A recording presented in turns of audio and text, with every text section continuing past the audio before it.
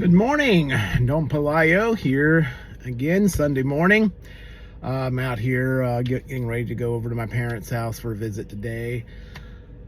I was listening to a video this morning about people were talking about their financial situations, how difficult it is getting by these days, and I do understand.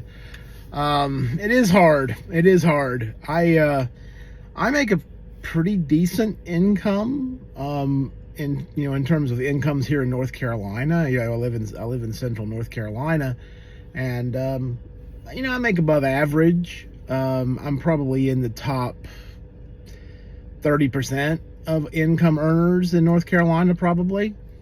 And it's still hard.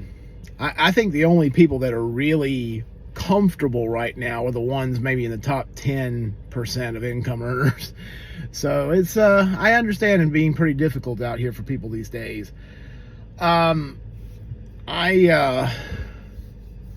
was hearing people talking about wanting to, there's a lot of talk these days, people talking about going somewhere else, moving to another country where it might be easier for them to live.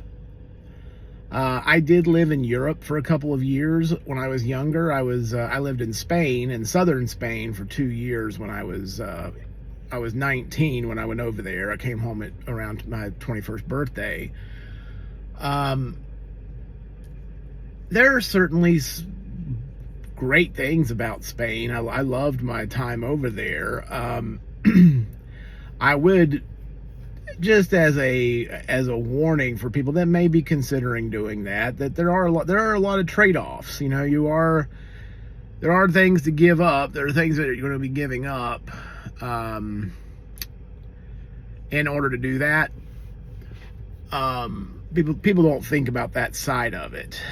I've actually been thinking a little bit about retiring over there, just because my retirement dollars would likely stretch further than they will here in the United States. However, there's a lot of considerations. Family, being probably my number one. My daughters, I have 2 daughters they'll be adults and they'll have their own lives, but they're going to be here in the United States most likely. I would be, at least 4,000 miles away from them. Do I want to be retired living that far from any family?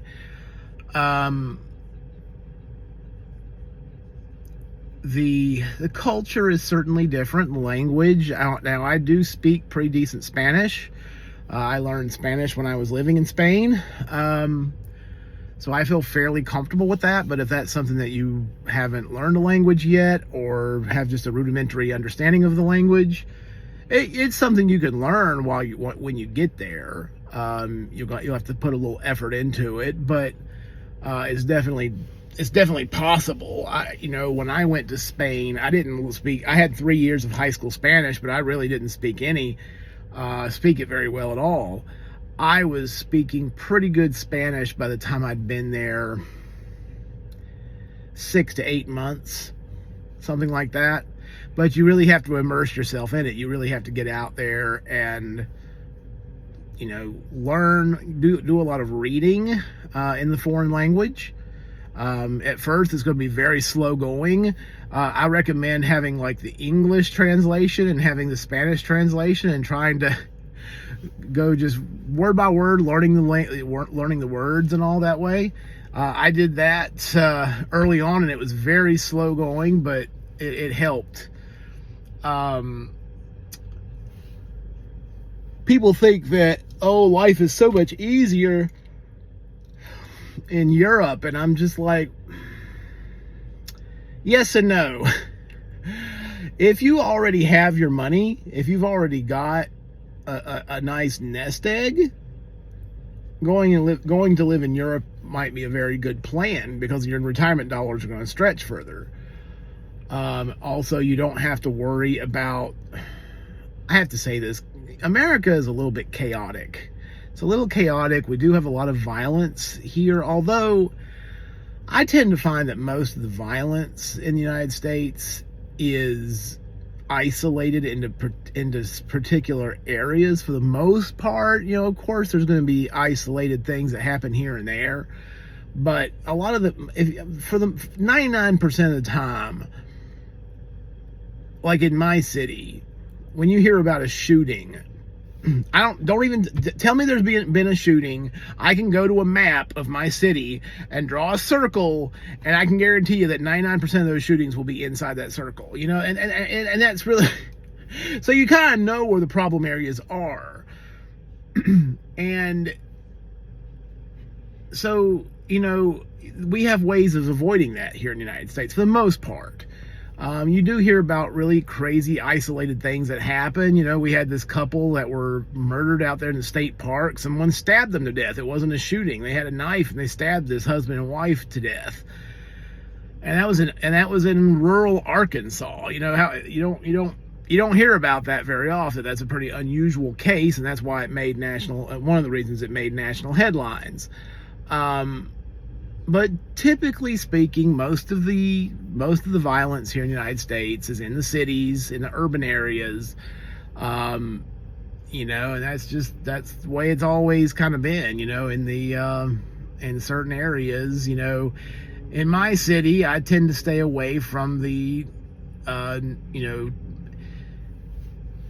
you have downtown right in the immediate area of downtown, which is actually okay. But if you get any further north of downtown, it starts turning pretty. It can get pretty. You know, you better lock your doors when you're driving through. You know, that kind of thing. So, yeah, you know, there's about a 20 block stretch there where it's, you know, a little sketchy. I've actually gone into that area a couple times door dashing, and you know, during the day, I don't feel quite so bad, but you just have to really be aware. You have to really have your head on the swivel and be looking around and you know, and get in and get out pretty quickly. That's the key to it. So I try to avoid the area if I possibly can. A couple of times I've been outdoor dashing and I accepted an order and didn't realize where it was taking me. And I'm a little bit more conscious of that now. So anyway, but Europe, for the most part, you don't have to worry about it. Although, you know, there are sections of Europe now which have invited a lot of the third world into their countries and are becoming a little more sketchy. So be careful with that. I don't know why Europe decided to do that to themselves. They've allowed all these people in, and I think part of it is they needed workers, but they're destroying their whole society. I just, it's hard to understand. And we've done it here in the United States too. I mean, most of the Hispanics, you know, most of the Latinos that are here, the immigrants that are here, most of them are working and here to earn money for their families, and you know, and that, I understand that. As long as they're not causing problems for other people and are just going about their business, it's fine. But you know, there's a lot of other problems that come along with it. There have been a lot of them are they'll tell you, oh, they can't take government aid and stuff. Yeah, they do. Yeah, they do. Oh, yes, they do. Don't tell me they're not. I know better than that. I worked, one of my first jobs out of college, I was doing a translation job. I was translating in Spanish for a local hospital, and they had a clinic downtown, which is where I was working. And this clinic, it was solid wall to wall Latinos, and pretty much all of them, you know, were there because that place all we dealt with was maternity type situations and gynecology, and so it was women coming in there. Almost universally, all of them are on WIC. All of them are, And you've got, this is the thing that was really the problem for me in this place, was that you'd have 14, 15-year-old girls coming in there that were pregnant. And there was just a lot of issues. There's a lot of issues with and it's just, what do you do? But anyway, so almost all of them were on WIC, and I know all of them are getting like free lunches for their kids at school and yada yada yada, and they get around some of the income rules by having different identities, having different IDs, and so they'll pull up to the school in their $80,000 car, and their kids are getting free lunches, and you're like, what the hell? So that's some of the problems that the Americans have with the immigrants that are coming here. WIC, by the way, for those of you that may be outside the United States, WIC is a program for the government to help mothers with infants and that sort of thing with children, with young children and stuff. So, it's like their nations should be taking care of these people. It shouldn't be the United States having to take care of these people. But their countries, their home countries, should be helping to take care of these people. But the United States, we're just stupid. So we got money. We're just gonna keep throwing money around until we're $100 trillion in debt. It's like we act like we have an unlimited money supply, and I don't know. Eventually, that's going to come back to haunt us, and unfortunately, my kids, my grandkids, are going to suffer because of it, because they're going to have they're not going to even be able to pay the interest on the debt. Eventually, it's going to get to that point where all of our tax dollars are just going to pay interest on the national debt. We're not going to have money for anything else. So they're working. The government is working as hard as they possibly can to bankrupt us, and they have been for decades. That's a problem. Anyway. But Europe's got issues too, they've always had problems with unemployment. Spain has always had a bad problem with that. If you're a Spaniard, a young person growing up in Spain, trying to find a job, so many of them are leaving Spain and going to other countries like Germany. Some of them go to England, where they're trying to find work because they can't find jobs in Spain. And a lot of Southern Europe is especially like that. Northern Europe has the problems too, but ever since they went onto the euro, something that a lot of people don't talk about with that, in some ways it was beneficial, but it really benefited Northern Europe more than it benefited Southern Europe. Southern Europe, their currencies were weaker. They had weaker currencies, and it meant that people could travel to Southern Europe for pretty inexpensive, and so they were getting a lot of income from tourists, and they still do, but I don't think it's as much as it was before. So, because now they've got this stronger currency, and it just makes it a little harder for people to afford it.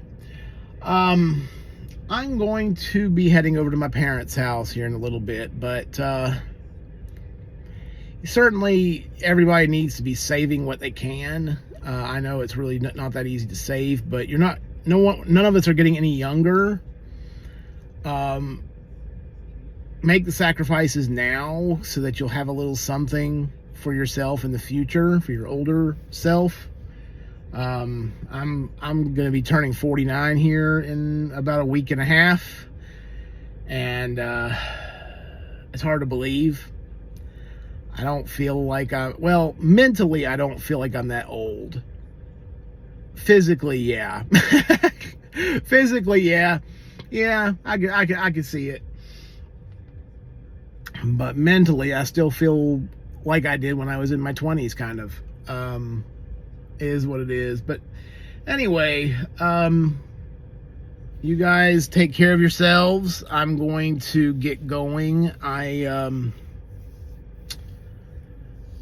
don't know what the answers are for our current problems. I really feel like things are starting to kind of worsen here in the United States. But is it a temporary deal, or are we going into a more permanent decline? That's the question. That's what I'm trying to figure out. Tell me what y'all think. Leave a comment, like and subscribe, and I will talk to you again soon. Don Pelayo checking out.